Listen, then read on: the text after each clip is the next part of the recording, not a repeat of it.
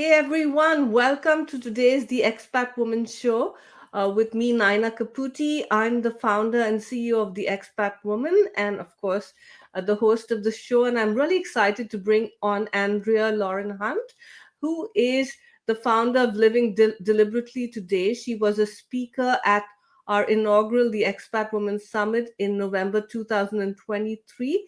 And today, she and I are going to be talking about how to rebuild your life abroad after setbacks. So, before we dive into this topic, I'm going to have Andrea share a little bit more about her very impressive background, her expat journey, and how she has got to where she is today. And if you are joining us live, do introduce yourself in the comments. Let us know where you're calling in from and what you do, or if you have any questions or you want to add to the conversation, we would love to have you do that as well. So go ahead, Andrea. Welcome. Okay, welcome. So thank you so much for that wonderful welcome, and it's so wonderful to see you again.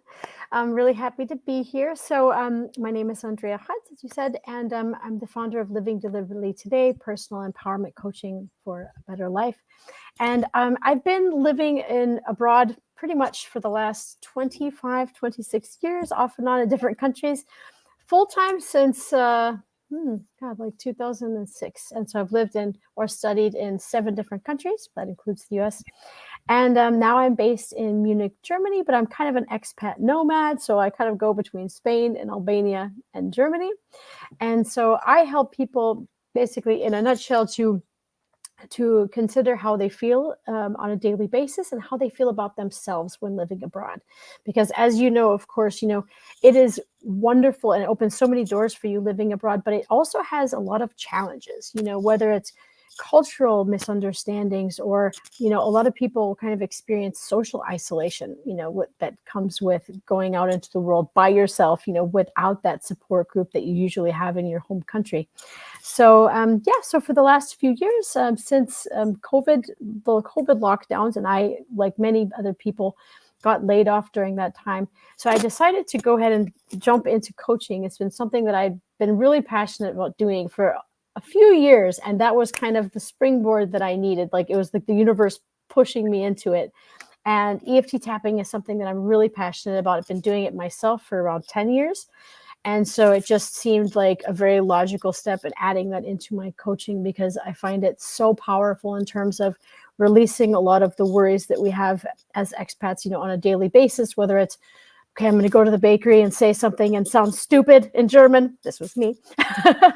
They're all going to laugh at me, or just kind of trying to navigate things abroad, which is our topic today, of course, rebuilding, because things don't always go as planned. And when you're in another country trying to build your life, sometimes things don't work out and you have to rebuild from there. And so that's what I'm really passionate about, is helping people navigate those changes when you have to stay like, okay, now what? Now what do I do? Because nobody really plans for it, but sometimes things happen. It's important to know how to move forward. So thanks so much. I'm excited for today. That's fantastic. Thanks for sharing that. I didn't realize you had lived abroad, for 25 years, as you said, off and on. So that's amazing. I'm sure you have a lot to say about rebuilding your life abroad Yeah. after setbacks, right? And I know you touched upon EFT tapping, and we'll definitely cover more of that, in as we move forward, because I'm sure people want to know what EFT tapping stands for. But and again, I see people have joined us. So if you're joining us live, just introduce yourself in the comments, because the thing about going live on LinkedIn and YouTube and in Facebook groups is we can't have people join us on stage, because the platform we use is StreamYard. So it's like I always like to include everyone in the conversation, and it's great having our speaker on. I don't know if I'm frozen, but I see I'm kind of frozen here. So hopefully you can still hear me. So Andrea, if you're able to hear me, why don't you go ahead and talk about why don't you go ahead and talk about your own setbacks when you moved abroad? What were some major setbacks you faced, and how did you overcome them? So I think the main ones, I mean, like I've lived in a bunch of different countries, but the two I think that brought the most challenges for me were living in China and living in Germany. And those are two completely different cultures. But I mean, I think it was, you know, um, in China, a lot of times it was culture or the language that was difficult, and trying to be able to get, my needs met in a variety of ways, like trying to ask for what I needed, trying to apply for jobs, trying to do, interviews and stuff in Chinese, and trying to do my job in Chinese. And so that, I think, was a little bit more cultural, but Germany has been a bit different because the setbacks that I faced here in Germany.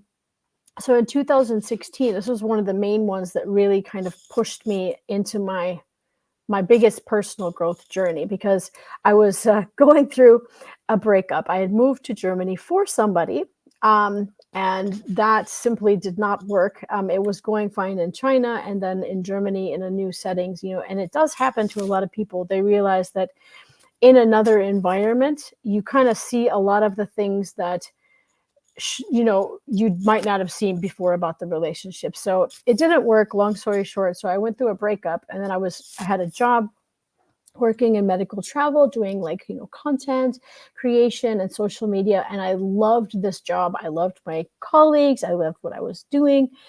But the company got acquired by a bigger company. And so we all lost our jobs. And so I did, end up working at the new company, again. So, but there were about, I would say, like 4 months that were really, really difficult for me, because at that time I didn't have, a support system here in Germany. I didn't know a lot of people. I didn't have a lot of money, because I had gone from sharing expenses now to doing it by myself. I had to move into a shared flat, with 3 other people. That was another thing. The roommates, it was kind of an act of desperation. I just needed to find something.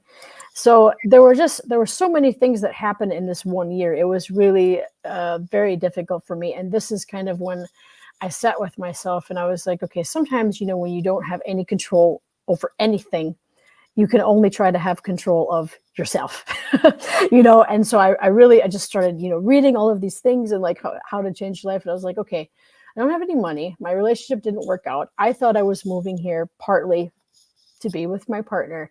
Now, what am I supposed to do? This is completely not how I pictured this going, So during that time, like at the beginning of the breakup, I was listening to the Tapping World Summit from, if anybody knows Nick Ortner and Jessica Ortner, they do the tapping solution with EFT. And so that was really part of my healing process, was listening to that on a daily basis and just, crying and tapping, and they have a whole variety of topics. And so that was kind of really when I really understood the healing power of EFT in terms of releasing emotions, whether it's anger, sadness, just feelings of helplessness, because that's what I felt. And so let's see, moving into there, sorry, I was going to say, sorry, I lost my train of thought here. I actually want to jump in because you are talking about EFT. So maybe let's let's start with the EFT. What does EFT stand for? Can you give us a little background about EFT? And then, then I'll ask you the question to continue your story. Yeah, sorry, I realized I could circle back, but I got it's totally fine. Go ahead. So EFT stands for the Emotional Freedom Technique, and it looks kind of funny, but it's tapping acupuncture points that are on your face. And so, for example, you can articulate the negative the negative emotions that you're having, so that you can acknowledge them and release them, and then you can replace them with positive affirmations. And it sounds very weird and simple, but it is extremely powerful. And it wasn't until then that I finally realized, what I could do with it. And then that kind of, when I started my personal growth journey of getting a morning routine and making intentions and really figuring out in what ways was I stopping myself maybe with the fears and the discomfort of living abroad and not, and trying to overcome that. And so that's been kind of the full foundation of what I have become today, and being able to help other people in those situations. And so EFT is like acupuncture, but it's more where you just tap your head. Mm-hmm. So yeah, I mean, there's 2 ways to do it. Obviously, you can just do a YouTube video or something like that for a few minutes, and so that's very helpful for dealing with basic emotions. Let's say you have to do a presentation and you're super frustrated and you just want to tap for 10 minutes. You can bring your anxiety down from like, a level 10 to maybe a 2. But then there's other things that are a lot deeper than that in terms of your confidence. Like for a lot of people, we might have had something that happened in childhood, some wound where everybody laughed at us, when we were trying to give a speech or something like that. And so then we carry that around. And so we see a situation that, our brain perceives to be similar, and we get all this anxiety. So that kind of keeps coming up if you can't heal that little wound that you have. And so that's where I find that for long-term results, it's the most powerful. Wonderful. And for someone who's interested in this EFT tapping, because I know, you had one reason, or I'm sure you had more than one, but you went through a breakup, you were stuck in a country during COVID, you got laid off from your job, so you had all these different setbacks happen to you, which is Bam, bam, bam. Yeah. I mean, just the lockdown and COVID were bad enough, and to then have these, but even in today's normal world, or even before the COVID, I came to the US, I got married here. I mean, so you think, oh, and I got my citizenship a green card pretty quickly because my husband was an American citizen. You think, oh, she had everything going for her, right? But I still struggled in the first few years of living abroad because it just everything's so different, and you don't have that, as you said, your support network, your family and friends, and everything you're familiar with is in a different country, and so I did go through a lot of stress and some amount of depression, loneliness. I had panic attacks, and when I think about EFT tapping, so that's my situation. And if people are watching us, you can also share, some of the, it's not just setbacks. Sometimes it's just, daily living can be hard because you're navigating this new country and very often alone. I mean, my husband was amazing. He was very supportive, but he's not an expat or an immigrant. So he did not go through what I was going through. I think maybe if both of you are from another country, maybe you never navigate the country together. But so I'm just thinking, or out loud, and also asking the question. So EFT tapping, say someone's going through any of these issues today, do they first find a coach to teach them how to do EFT tapping? Do they learn how to do it themselves? What is the process for someone who wants to say, okay, I have all these setbacks, so I'm going through these various challenges with living abroad. Maybe I want to try EFT tapping. What is the process? So for that, I mean, if you're really going through a difficult, challenging period, I do think that it's important to get the help of a practitioner, like somebody who can coach you, because it's more effective if, so for example, if I were doing a session, what I would do is be asking about the situation that happened. What are the emotions that are coming up? What are some of the limiting beliefs that are coming up? How do you want to move forward? And so then you do the tapping session with the client. And so because I'm incorporating your words and your feelings into the script that we use as we're doing it, and kind of also gauging like, okay, how does it feel now? Then the person is going to get better results than if they're just going to do a YouTube video. However, it is perfectly it can be very helpful to do a YouTube video, especially like I said, if you have like something really frustrating that happens or whatever, and you just want to calm down quickly, it can be very helpful. There's like the Tapping Solution app, which is really good. They have also, of course, YouTube, and they have different podcasts, I think, that you can also use. But if your life is really, really not going the way that you want, then I personally recommend getting a coach, because somebody who can help you kind of navigate those things, because there's different emotions that come up.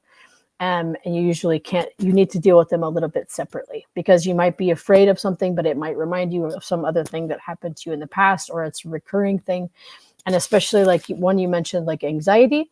So if it's just a daily anxiety, that's something that you can do, with a YouTube video for 10 minutes. But at the core of it, if the anxiety is coming from, they're all going to laugh at me, or, and it reminds you of something, or it's some kind of internal limiting belief that you have, that you're not good enough, you're not smart enough, I don't deserve to be here. these kind of things, that's a lot deeper. And so while tapping for 10 minutes with a very general tapping sequence will definitely help, it's not going to kind of get the root cause, if that makes sense. So then that's what a practitioner does.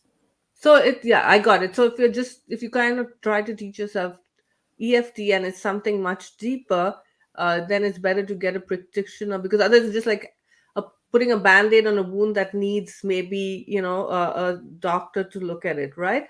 Yeah. So no, that's helpful. And how long does, say someone decides to use a practitioner, how many sessions do they need to, see the practitioner for? And then after that, does that go away? Say they're suffering from depression or anxiety, or self-limiting beliefs. Do those feelings go away once they're done with the practitioner, and then they practice it? Like, what's the process after that? So it really depends on the person, and it depends on what the issue is, because I mean, everybody's completely different. For some people, it might be an issue that this week, they're completely in panic because of something that they have going on. And for other people, it might be something that happened to them when they were 15 years old that they're still carrying it. So usually for like one session, I usually have one kind of cheaper session if just somebody wants to try it, like they're really having a crazy week and they just can't handle it. Because sometimes people get to a point where, and I've been there, where like you can't eat, you can't sleep, you're just completely inundated with all of the feelings from whatever problem you're facing this week. So that can be dealt with in one session. And that usually the person feels immediately better. Like I've had people go from like crying and totally panic to like at the end of the session being like, oh God, I feel great. I feel like a weight was lifted off. But then usually for a lot of the deeper issues, I recommend, like, my packages are 6 sessions for EFT, or if you want the longer ones that also include kind of coaching about where you'd like to move forward, that's 6 sessions as well, but they're longer. Those are 90 minutes. But what a lot of people find is that in the 6 sessions that they've dealt with one thing, and then something else, they realize like, oh man, you know what? You know what it is? It's this other thing too. And so then they'll just kind of extend it and get like another 6. And so it really depends on the person. Sometimes people have situational anxiety for what's going on right now. And then other times people have a lot of times like something that happened to them maybe last year, or even getting out of a breakup where they just don't feel confident anymore, like they lost a job or something like that. And so they feel beat down, they feel defeated, and they're just having problems feeling strong again, feeling worthy, feeling deserving of getting good things in life. And it happens to everybody. There's sometimes the world, especially the last couple of years, a lot of my clients have been through a lot, and so it's just good to have somebody else working with you for the feelings that come up so that you can release them and feel good about going forward. Whether it's trusting yourself after a burnout, like this is a big thing the last couple of years, because a lot of people who didn't get laid off from their jobs worked a lot more because they didn't want to lose it, because they're like, I have a family, like I'm not gonna, I can't lose my job. So while other people were getting laid off, they were working twice as hard. And so that, for example, and other different challenges. Wonderful. Thanks for sharing that. Solvega just joined us. She's going to be a speaker for our 2024 summit happening in March. So Andrea meets Solvega, 2 speakers from 2 of our summits, and she says, great conversation, moving to a new country or continent challenges us at so many different levels. We leave behind everything that we love and are familiar with, starting fresh in a new place. The experience changes us, allowing us to see the world from a different perspective, helping us grow and enabling us to better help others. Not being alone in the journey and being kind to ourselves are crucial. Absolutely. So Absolutely. yeah, thanks for sharing that, Solvega. Wonderful point. Yeah, really wonderful. So for those, let's talk about, thank you so much, Andrea, for sharing about EFT, and, for people interested, I'm sure you will share how they can connect with you Mhm. or learn more about it from you, because that is definitely one option if you're suffering from setbacks or suffering from any emotional or issues or challenges. But let's talk about other ways people can rebuild their life abroad after setbacks. because I'm sure, you've lived abroad for 20, you said 25 years. Often And I was 25, yeah.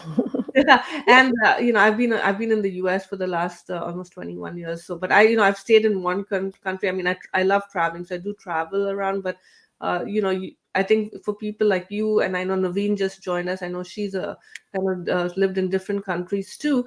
Uh, I think you every time you move to a new country, then again you face setbacks and challenges, right? So, what are some other tips or strategies on how you can rebuild your life abroad after facing setbacks? And again, you might live in the same country like I did, but then COVID came and it was like moving to a new country because my business, the Expat Woman, was really affected because most of my business was around in-person events, and Mm. most of my income and sponsorships and advertising came from in-person events. So it was like a huge setback for me. So yeah, I'd love to hear your thoughts on and tips or anything implementable that folks can do right now if they're suffering from a setback abroad.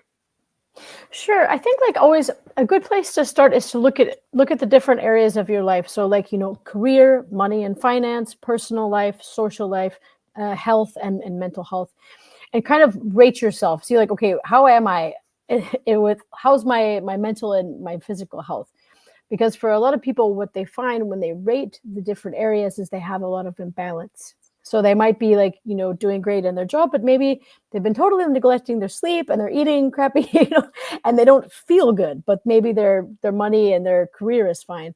Or, maybe they feel great and healthy, but then they don't have a social life, or they don't have, time for dating, or whatever it is. So when you go through and evaluate and rate everything fairly, then you can start thinking about, okay, what are the three things that I would like to have out of this? Like, so for career, like, what are my three intentions that I would like to do? Like, so I would like to, get promoted. I would like to, earn more money or earn this much or whatever. And then ask yourself the reasoning behind those things. So not, I want to do it because my dad wants me to, get this kind of job, because it has to be, especially when you're trying to rebuild, it's important that you stay true to yourself. And why do I want this? Am I doing it for other people, or am I really truly aligned with myself and my values and what I need to do? And look at what is the first step with each of those three that you need to do to move forward. Because I think sometimes we get so overwhelmed with like, okay, I want, like, for people, if they lose a job, I want a job. Okay, good. And so maybe I'll do this, maybe I'll do this, and maybe I'll do this. And we get so, caught in this cobweb of possibilities and possible action steps that sometimes if you just like, okay, what's the first thing that I need to do to get the ball rolling? That can sometimes be the hardest, but the most beneficial. And then from that, once you've accomplished that, then keep working through all of the feelings that come up while you're having that. Because when you ask yourself, okay, so why haven't I done this so far? Then you start recognizing some of the fears and the limiting beliefs that you have about, like, okay, so I've said that I wanted to do this, but what's stopping me? Okay, maybe, you want to get promoted, but that would involve giving more presentations at work, to use that again. And maybe that's really a weak point for you. And so you don't want to do it. And that's where the tapping can come in to help you manage those feelings after you've already kind of made the evaluation and set your plan for what you have to do to move forward. Yeah, no, that's great. And I also love that you said look at each aspect of your life separately. So your Mm-hmm. financial, your mental, your health, your physical health, because you're right. Sometimes one area of your life might be, you might be doing great in, but then because the other areas is you're not doing so well in, it can affect everything. So that's so important. I think Naveen also shared that she and says understanding where the expectations are coming from is so important and provides a lot of clarity. So that's a great way of breaking it up and also looking at it from a different perspective. I'm just checking the time, so we're at 9:25. So because I'd like you to share a little bit about yourself and how people can connect with you. But before we do that, what is 1 to 3 tips that people who are watching this live or will watch the replay later can or will listen to this when we turn it into a podcast, what is something they could implement today if they're facing a small or large setback in their life abroad and they need to rebuild it.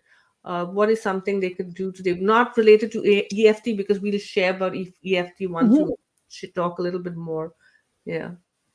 Well, I think the exercise that I just described, I mean, like look at 5 different areas, rate it. And if it's not a 10 out of 10, ask yourself why.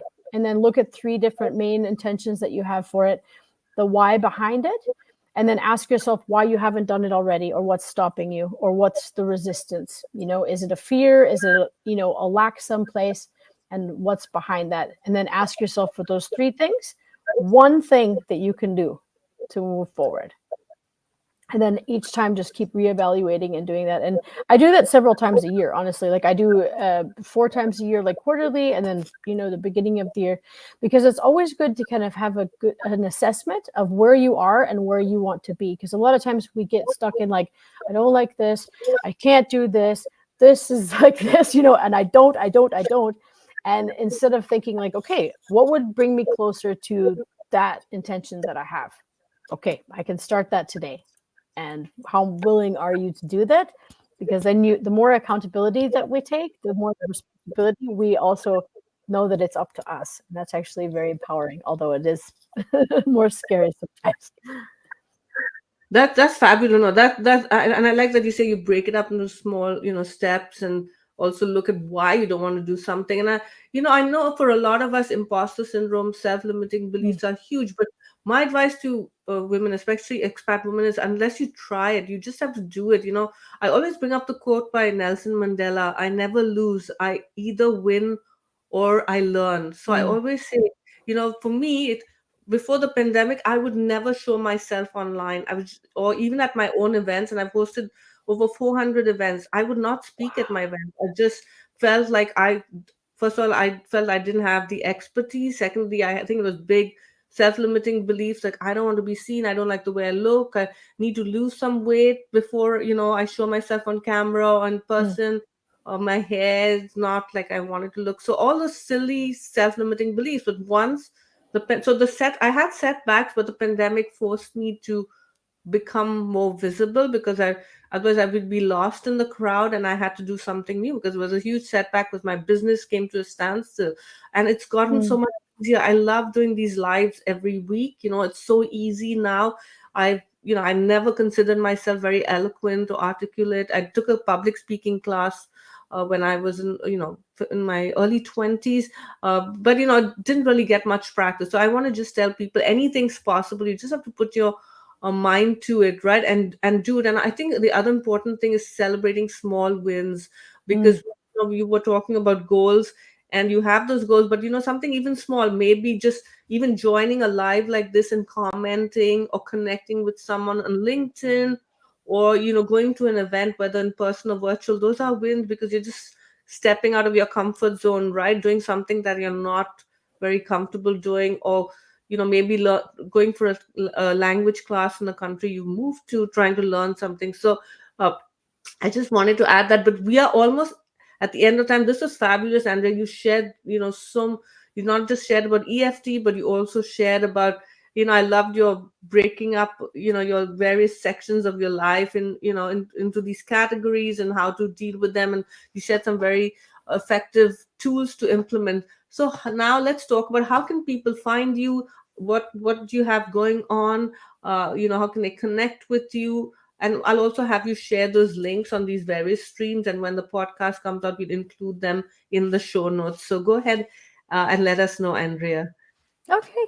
Yeah. So the best way to reach me is, of course, like on my social media. So my LinkedIn, Andrea Hunt, and then I also have my page, my Living Deliberately Today. And if you just look up Living Deliberately Today, Andrea Hunt, you will find my Instagram. You'll find my Facebook. I have a group called Living Deliberately Today, and Facebook and TikTok and YouTube. So I have all of it. Everybody can reach me that way. And I also have a free ebook for people who want to know a little bit more about EFT. If you're just curious about it, I'm getting like a new content management system, so they have to email me for it. But I will leave my email in the comments so they can just reach out to me directly. And I would love to share it. If you have questions, I'm always happy to help. And if you just want to set Wonderful. up, Thank yeah. Oh, sorry. Go ahead. And Sorry, Andrea. You were saying I was something. just Go gonna ahead. say, and if you're just curious and you want to like, have set up a call with me to know a little bit more, if I could help you in your situation, please don't hesitate to reach out and can explain to you how everything works. That is very generous. Thank you, Andrea. Actually, I had one more question because you were a speaker at the last summit, and we have Yes. Naveen and Solvega joining us as speakers. And I know a lot of our speakers will also be joining. And actually, my cousin just joined, Loy Rego from he's in Egypt right now. So hi, Oh, Loy. Andrea. So yeah, just one or two sentences. What was your experience like with the summit, the Expat Woman Summit that you joined?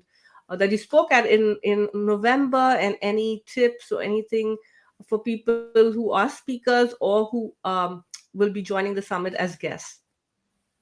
well, I just want to say it was such a fabulous experience. And for me, it was such an incredible honor to be, amongst you and all of these amazing women.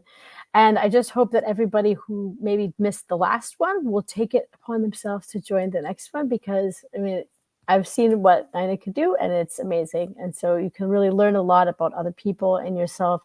And it just really helps anybody to be able to navigate the experience of living abroad, and so very valuable. Thank you so much. Thank you so much, Andrea. And I don't even remember how we connected, how we found each other, but I was so glad that I did find you for the last event, summit, and had you come on Likewise. board as a speaker. Yeah, and now we Likewise. continue with this conversation online, and I always learn from my speakers and guests. So I just learned a little bit more about EFT. So thank you for sharing that, and thank you everyone for joining us. And I will see you guys next Tuesday. Bye. Bye. Thanks, Andrea. Thank you so much.